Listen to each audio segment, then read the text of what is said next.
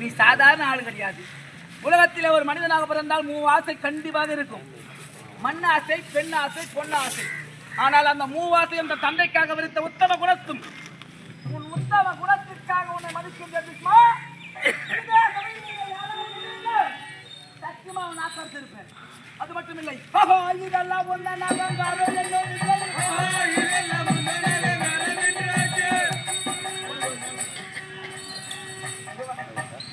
உனக்கு ஒரு நினைவு. இந்த சந்திரவளத்திலே நான் தான் மூத்தவன், நான் தான் வயசான ஆளு. நான் எது சொன்னாலும் இவன் ஒரு ஆள் தட்டி கேட்க மாட்டான். யாரும் கேட்பாரில்லை என்று போட்டிருக்கின்றாயா?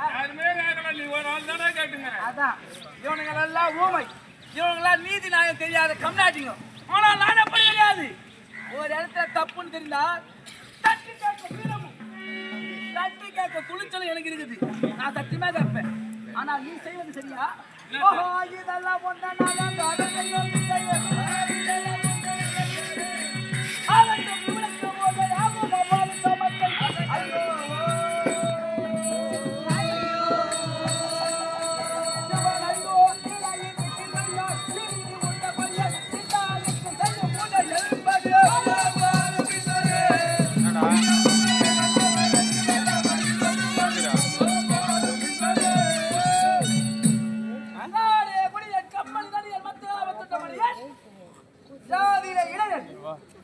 இதெல்லாம் மதத்தாமலத்தை கொடுத்து விட்டார். என்ன மதிப்பு? யாருமே நீ தாண்டா பேசுங்க. சரிங்க வாடா வாடா நான் அந்த மாதிரி அதெல்லாம் போச்சு. நீ வாடா. நீ என்ன பண்ண? கேக்குறேன். கொடுங்க சொன்னேன் கொடுங்க சொன்னதான் நீ. நானு அப்ப கொடுத்தாள் யாரு? தருமாள். அப்ப நீ கொடுக்கலையா? நான் கொடுக்கலப்பா. கொடுக்க சொன்னால் தான் நான். சொன்னால் தான் நீ. அப்ப கொடுத்தாலே எங்க அண்ணனா? ஆமா. அப்ப நீ போ. அண்ணா அண்ணா தர்மபுத்திர மகாராஜனே, தம்பி சிசுபால வாங்கண்ணா. ஆமா சொல்லுப்பா. இன்னவனுக்கு முதத்தாவளத்தை கொடுத்தாள் யாருன்னா? கொடுத்ததோ நான் தான். சத்தியமா நீ தானே கொடுத்த? நான் தான்ப்பா கொடுத்தேன். அதானே நீ நல்லவனா இருந்தா இவனுக்கு கொடுத்துருப்பியா? ஏன்பா அப்படி சொல்ற? ஆமா செய்கின்ற யாகம் என்ன யாகம்? ராஜசூய யாகம். ராஜசூய யாகம்னு சொல்லிட்டு பொதுவாக சொல்லிவிட்டா இவங்களுக்கு புரியாது. உலகத்திலே ஒருவர் இறந்து ஒரு ஆள் செத்துட்டானா எப்ப காரியம் பண்ணுவாங்க? 16ஆம் நாள் காரியம் செய்வார்கள். 15 நடப்பு, 16 காரியம். காரியம் எங்க பண்ணுவாங்க? குளக்கரையில செய்வாங்க. அதே தான் இல்லாத பாமர மக்கள் காரியம் செய்வது குளக்கரையிலே. இவன் ராஜாத்தி ராஜன், இவங்கிட்ட துட்டுக்குது. ராஜாத்தி ராஜன் அனைவரும் அழைத்து வந்து சபையில செய்யறான் பாரு யாகம். இது காரியத்துக்கு சமம். அவங்க அப்பாவுக்கு காரியம் பண்றான். ஏனென்றால் உலகில் ஒருவர் இருந்தாருன்னா அவங்களுக்கு காரியம் பண்ணணும். காரியம் பண்ணாதான் முக்தி மோட்சம் அடைவார். இவங்க அப்பா இவங்க சின்ன வயசுல இருக்கும்போது செத்துட்டானுங்க. அதனால இவங்க காரியம் பண்ணாம விட்டுட்டானுங்க. அதனால அவன் சொர்க்கத்துக்கு போக நரகத்தில இருந்தான். இப்ப காரியம் பண்ணி அவங்க அப்பனை சொர்க்கம் சாக்குறாங்க. அப்ப ராஜத்தியாகம் என்பது என்ன காரியம்? சொர்க்கம் தருவதற்காக செய்யக்கூடியது காரியம் தானே பண்ற? உண்மைதானப்பா. அது பெருமையா ராஜாங்க சொல்றீங்க. வா காரியம் தானே பண்ற? உண்மைதான். எனக்கு சத்தியாக உன்னிடத்துல 2 கேள்வி தான் கேட்பேன். கேளுப்பா. 2 கேள்விக்கு பதில் சொல்லிவிட்டு அமர்ந்தீர்கள். சரி கேளு. இந்த யாகம் எதற்காக செய்யறா? தந்தை சொர்க்கம் சேருவதற்காக. அப்ப உங்க அப்பா செத்துட்டாரு. ஆமா. செத்தவன் சொர்க்கம் போனோம். சரி சொர்க்கம் போனோமா? சொர்க்கம் போனோம் செய்யற. ஆமா. அப்படியானா உங்க அப்பா யாரு? அதான் சொன்ன பாண்டுபுத்திர மகாராஜா. ஓஹோ, பாண்டுபுத்திர மகாராஜா உன் தந்தை. தந்தை. உங்க அப்பா செத்துட்டாரு சொர்க்கம் பண்ற. ஆமா. உங்க அப்பா யாருன்னு சொன்ன? பாண்டுபுத்திர மகாராஜா. உங்க அப்பா யாருன்னு சொல்லிருக்கா? பாண்டு மகாராஜாப்பா. பாண்டுபுத்திர மகாராஜா உங்க அப்பான்னு சரி. நீ யாருக்கு பிறந்த? நீ யாருக்கு பிறந்தா தெரியுமா? நீ தடையாதீயமா நீ அம்மா தர்மானா ரூடி போனாச்சே.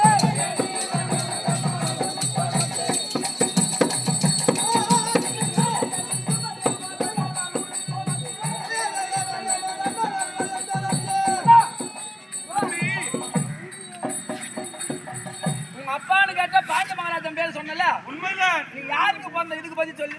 ஏண்டா இதெல்லாம் கேட்கக்கூடிய வார்த்தையே இங்க? நான் முன்னாடியே சொல்லிட்டேன். கேட்கற கேள்விக்கு பதில் சொல்லிட்டா நீ போய் உட்காந்துடலாம். நீ யாருக்கு பிறந்தாய்? யமதர்மனுக்கு. உங்க அப்பா யாரு? யமதர்மன்பா. உங்க அப்பா யாரு? யமதர்மன். யமதர்மன் உங்க அப்பா. ஆமா. இந்த யாகம் செத்து போன உங்க அப்பாவுக்கு செய்யற. ஆமா. யமதர்மன் உங்க அப்பான்னு சொன்னேன். உண்மைதான். யமதர்மன் செத்துட்டானா? இல்லையே. யமதர்ம தேவன் செத்து விட்டானா? இல்லப்பா.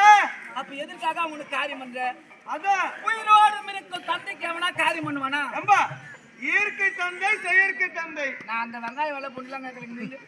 உனக்கு பெற்றெடுத்தது யார்? பெற்றெடுத்ததோ யமதர்மன். பெத்தவன் தானே அப்பா? ஆமா. பெத்தவன் யமதர்மன் தானே?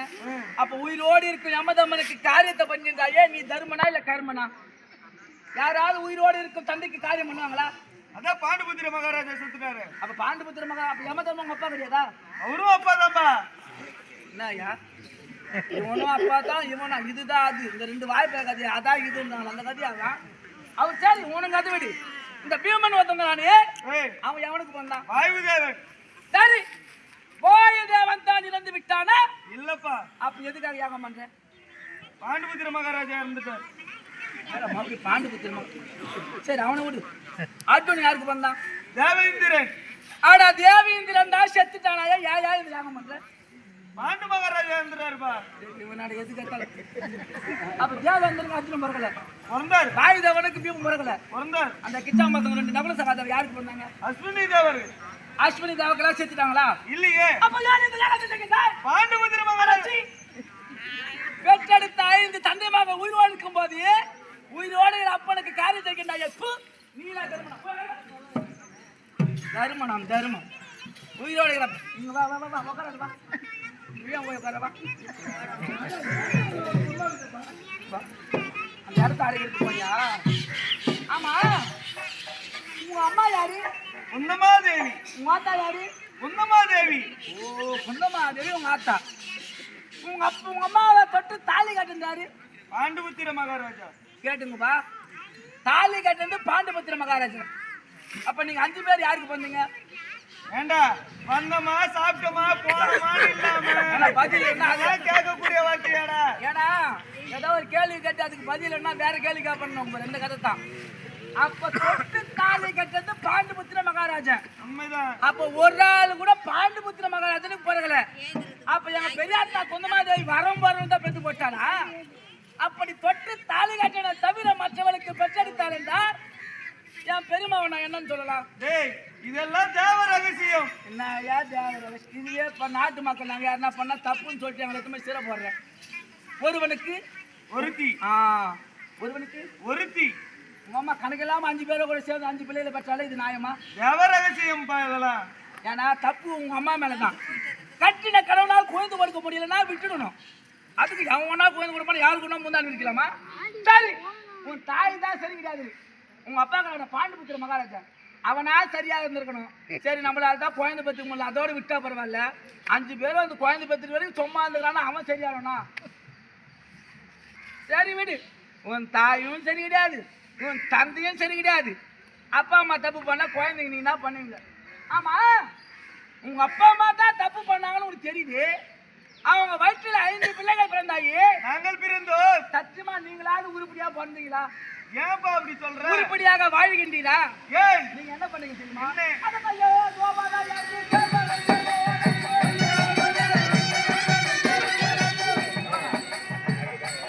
சொல்லுப்பா தம்பி. கல்யாணம் ஆச்சா? கல்யாணம் ஆச்சா? ஆகிவிட்டது. முன்னாடி போனா திரௌபதி. கல்யாணம் ஆச்சா? ஆயிடுச்சு. அவன் முன்னாடி போனா திரௌபதி. அர்ஜுன கல்யாணம் ஆச்சா? ஆச்சுப்பா. அவன் முன்னாடி போனா திரௌபதி. என்னடா நகுலனுக்கு ஆச்சு. பொன்னாடி பேரு திரௌபதி. சகாதேவனுக்கு ஆச்சு. பொன்னாடி பேரு திரௌபதி. ஆனா எல்லாத்துக்கும் ஒரே இந்த நிகோ போடுற மாதிரி ஒரே பேர் அவரு. அப்ப 5 பேர் சேர்ந்து ஒரு பெண்ணை கல்யாணம் பண்ணிக்கிறீங்க? உண்மைதான். 5 பேரு 5 பேர் சேர்ந்து ஒரு பெண்ணை திருமணம் செய்தோம். தாய் வார்த்தைக்காக. யார் சொன்னது? தாய் சொன்ன. இப்பதான் புரியுது உங்க அம்மா எதுக்கு இதை சொல்லிக்கிறான்னு. ஏன்னா ஒரு காலத்துல சண்டை வந்துச்சா மாமியார் மருமக சண்டை வந்துச்சுன்னா மருமகா பண்ணினா ஓய்க்க மாட்டி 5 பேர் சேர்ந்து தான் 5 பிள்ளை பெற்றுக்கின நீ எல்லாம் என்ன பேசக்கூடாதுன்னு சொல்லிட்டு வாழுவோன்னு சொல்லிட்டு நீ 5 பேரை கல்யாணம் பண்ணிக்கிறேன்னு சொல்லிட்டு மருமகளுக்கு வை விட்டுக்கிறான். அப்போ மாமியார் வார்த்தை கேட்டு 5 பேரும் சேர்ந்து ஒரு பெண்ணை கல்யாணம் பண்ணி தாயின் வார்த்தை கேட்டு அப்படியே செய்து விட்டோம். அறிவு இருக்கு, ராஜா தான் நீங்க. ஏன்பா இப்படி சொல்ற? உலகத்துல ஒருத்திக்கு ஒருவன் தான் இருக்கணும். உண்மைதான். சரி, ஏதோ கல்யாணம் பண்ணி- அதுதான் உலக வழக்கம். சரி, ஏதோ முறைப்படி ஏதோ கல்யாணம் பண்ணிட்டு கலமாந்திர அதை விடு. எனக்கு இங்க சந்தேகம், ஒரே சந்தேகம். கேட்டுப்பா. ஐவரும் இணைந்து திரௌபதிக்கு மாலையிட்டு இருக்கின்றேன். உண்மைதான். எனக்கு சந்தேகம்னா, ஏய் 5 பேர்ல ஒரு ஆள் செத்துட்டேன், செத்துட்ட. ஒரு ஆள் பாரு நீ ஏன் இப்ப சாவுன்னு வச்சுக்கோ. ஏன்பா உனக்கு? ஏன் நீ சாக மாட்டியா? நிச்சயமாக. பிறப்பு இருந்தா இறப்பு. இறப்பு என்பது இருந்தால் இறப்பு என்பது நிச்சயமாக இருக்கும். ஒரு பேச்சுக்குனா சரி. நீ இங்கேயே செத்துற. ஏய் செத்துட்டனா செத்த உனக்காக திரௌபதி தாலி அறுப்பாள, இல்ல 4 பேர் ஆண்டாங்கறான் தாலி அப்படியே கட்டிட்டு இருப்பாளா? நிச்சயமாக அறுத்து விடுவாள். அத்துவாளா? சத்தியமா அத்துவா? சத்தியமாக. அப்ப நீ அவனுக்கு ஆம்பியா? உண்மை. என்னப்பா இது கேள்வி? அப்ப உனக்காக உனக்கு நான் தாலி, அப்ப உனக்கு தாலி கிடையாதா? இருக்குது. அப்ப வச்சிருப்பாளா? இல்ல அறுத்துடுவாப்பா. நான் செத்துட்டா நிச்சயமாக பாஞ்சாலி தாலி அறுப்பாள். அப்ப நீ செத்துட்டா தாலி அறுத்துறா. உண்மைதான். அப்ப நீ மட்டும் தான் அவளுக்கு ஆம்பியாடா? அப்ப 4 பேர் இருக்காங்க, அவங்க தான் கணக்கு. புரியலையாப்பா? என்னது? எங்களுக்கோ ஒரு விதி இருக்கிறது. என்ன விதி? உடல் தான் 5, ஆ, உயிராகப்பட்டது ஒன்றுதான். உயிர் ஒண்ணு. ஆமா, ஒருவர் இறந்தால் ஒருவேளை தனக்கு தானே மடிந்து விடுவார்கள் 4 பேர். உங்களுக்குள்ள ஒரு ஒற்றுமை. ஆமா. யாராவது ஒரு ஆள் இப்ப நீ உன்னை சாவத்துல கோவத்துல குத்தி போற, செத்துட்டா எது அங்க நிக்குது அங்கங்க செத்துக்குமா? ஆமா, நிச்சயமாக இறந்து விடுவார். செத்துருவாங்களா? செத்துருவாங்க. சத்துமா? சத்தியமா. வாயா நம்புற மாதிரியே இருக்குது இது. உலகத்திலே தாயும் தேயும் ஆனாலும், அதாவது குழந்தையும் அம்மாவனாலும் பால்யம் வயிறு வெவ்வேறு. அவங்க சாப்பிட்டா தான் பசி ஆறும், நீ சாப்பிட்டா எனக்கு பசி ஆறுமா? இல்லை. அப்படி சொல்லும் போது நீங்க அண்ணன் தம்பிங்க. இப்ப இவன் ராஜாவாக்குறான், இவன் செத்துட்டானா பீமன், நம்ம எப்படா ராஜாவாக முடியுமா தான் நெலி பண்ண தவிர, இவன் செத்துட்டானா நானும் செத்துருவனா? எங்களுடைய தலைவிதி அப்படி இருக்கிறது. ஏன்னா உங்க அம்மா சரியா இருந்தா நீங்க நல்லா இருந்திருப்பீங்க, உங்க அப்பா சரியா இருந்தா உங்களுடைய பிறப்பு வளர்ப்பு நல்லா இருந்திருக்கும். நீயும் சரி கிடையாது, உங்க அப்பாவும் சரி கிடையாது. உங்களுக்கு வாய் வந்தாங்க திரௌபதி அவளாத உத்தமையாக இருந்தா நான் ஒருவனை தான் அர்ஜுனன் தான் விழு வச்சா, அவனை தவிர வேற யாரும் முந்தாலும் இருக்க மாட்டேன்னு சொல்லிட்டு ஒரு முடியாது இருந்துக்கணும். அவன் தெரியாது போய் அண்ணன் இப்படி எல்லாம் பேசணும்னு இதுவும் என் தலையில இல்லை. போடா. இவனை இப்போ அண்ணன் சொல்லிட்டு இவனுக்காக 2 நாள் முன்னாடி யாகத்துக்கு வந்த போய் அண்ணன் சொல்லணும். ஆமா, இவத்தான் கொடுத்தாலும் கொடுக்க சொன்னாலும் மேல்தான் முதல் தப்பு. தாத்தா உன்னை கூடுதல்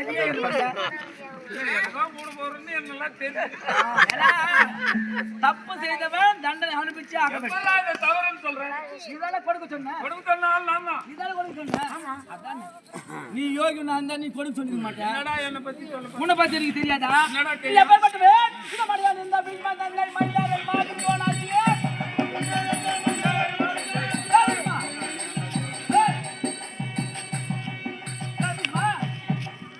உங்க அப்பா யார் தெரியுமா? சந்தன மகாராஜா. உங்க அப்பா சந்தன மகாராஜன். ஒரு நேரத்துல காட்டுக்கு வேட்டையாட போனான். அங்க பகீரதி சொல்லக்கூடிய கங்காதேவி பார்த்தான். அவள் மீது ஆசை கொண்டு விட்டான். அந்த பெண்ணுகிட்ட போய், பெண்ணே உன்னை நான் சேர வேண்டும், திருமணம் செய்ய வேண்டும் என்று சொன்னான். அதுக்கு அந்த பொண்ணு சொன்னா, மகாராஜா உன்னை கல்யாணம் பண்ண எனக்கு தடை கிடையாது, ஆனால் நான் எப்போது எந்த நான் செய்யற வேலைக்கு நீ தடை ஏன்னு ஒரு கேள்வி கேட்டேன். அப்பவே உன்னை விட்டு நான் பிரிந்து விடுன்னு ஒரு நிபந்தனை போட்டாளா? உங்க அப்பா பார்த்தான். காமத்தால் கண்ணி என்ற உன் தந்தை சரி என்று திருமணம் செய்து கொண்டான். இருவர் சொல்லுவாங்க, இல்லற வக்கீலே முதலாவது ஒரு குழந்தை வந்தது. பாவச்சுமே பார்க்காம அந்த குழந்தையை வெட்டி கங்கையில வீசி எழுதி விட்டான். 1 போச்சு, 2 போச்சு, 3, 4, 5, 6, 7 குழந்தையுமே வெட்டி கங்கையில வீசி எழுதி விட்டான். உங்க அப்பா பார்க்கறான், சந்திர மகாராஜா கேட்கலான்னு போறான். ஒருவேளை கேட்டுட்டா நம்மளை விட்டு ஓடிடுவாளோ அப்படி என்று வாயை மூடிக்கொண்டு சும்மா இருந்தான்.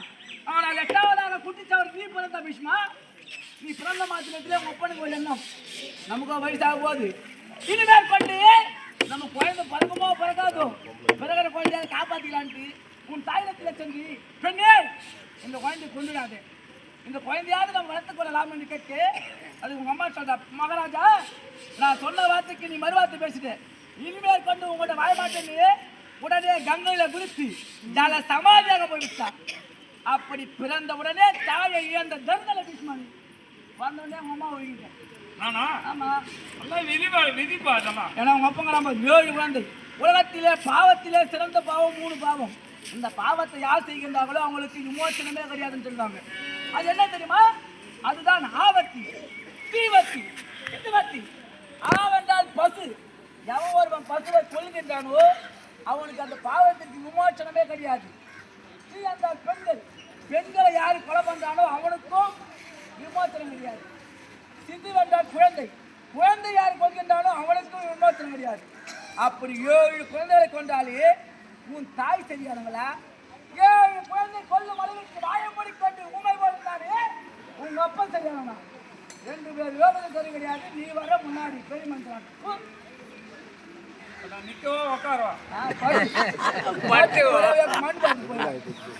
ஆமா உங்க அப்பா அம்மா தான் சரி கிடையாது. நீ யாரும் தெரியா அப்படின்னாயா? என்ன என் பெருமை இல்லடா. நீ என்ன பண்ணு தெரியாதா?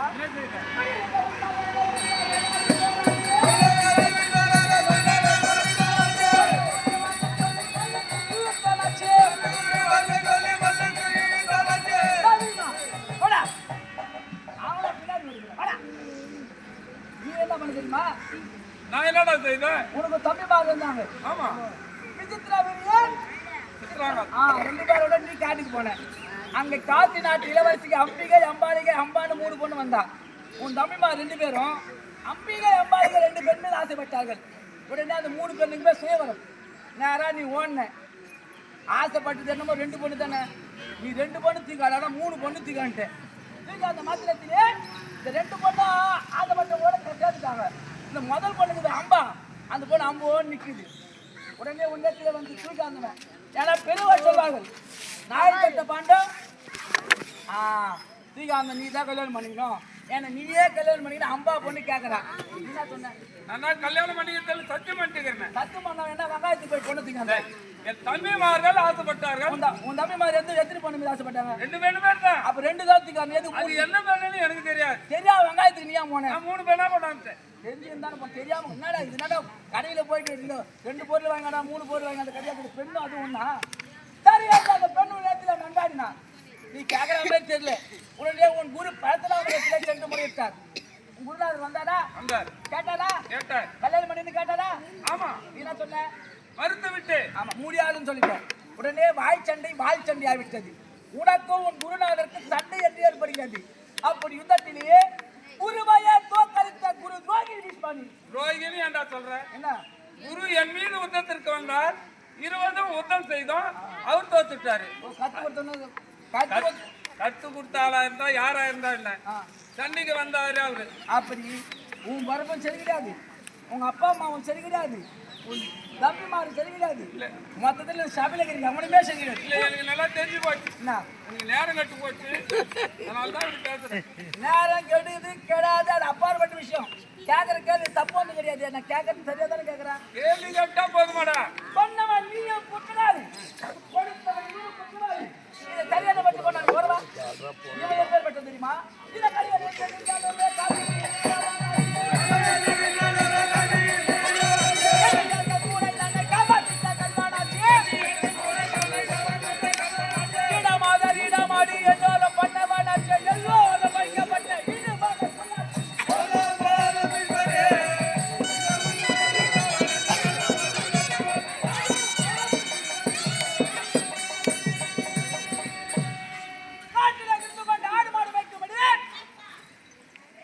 நம்ம வீட்டுல வந்து கால் மேல காடு போட்டு குரங்குகளை பூமால் கட்டினது புத்தியோடுதான். இவனுக்கெல்லாம் உலகத்தவனுக்கு கொடுத்து நம்ம அம்மா அவமானப்படுத்திட்டான். இனிமேல் கண்டு இந்த மாநகர ராஜசபையிலே தர்ம சபையிலே இனிமேல் கொண்டு நான் இருக்க மாட்டேன்.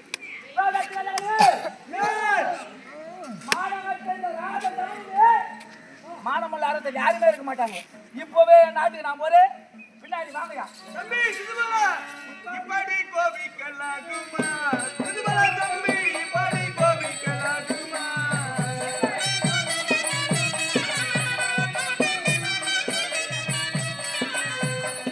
இப்படி கோபிக்கலாகுமா? சிதுமலா தம்பி இப்படி கோபிக்கலாகுமா? தம்பி கோபம் கொள்ளாதப்பா. என்ன பண்ண சொல்ற? கோபம் ஒரு மனிதனுக்கு வந்தால் தன்னையும் வைக்கும் பிறரையும் வைத்து விடும். உன்னை போல நான் மானம் கட்டி உட்காந்து சொல்றதுக்கு இப்ப என்னை தடுத்த காரணம் அதை மட்டும் சொல்லு. உன் மூஞ்சி பார்க்க வேண்டாமப்பா இருந்து சாப்பிட்டு போலாம்பா. போறணும் சும்மா விட்டா பரவாயில்ல. இருந்து சாப்பிட்டு விட்டு போப்பா. மானங்கட்ட சபையிலே இருக்க மாட்டேன். மானங்கட்ட உன் வீட்டுல நான் சாப்பிட சொல்லியா அண்ணா? தம்பி எங்கேயோ சிவனேன்னு போயிருந்துருக்கேன். என்னை கூப்பிடல. உக்காரு, நீ உக்காரு. உன்னை பத்தி சொல்லணும். இந்த உலகத்திலே உன்னை எப்படி எல்லாம் நிறுத்த வந்த தெரியுமா?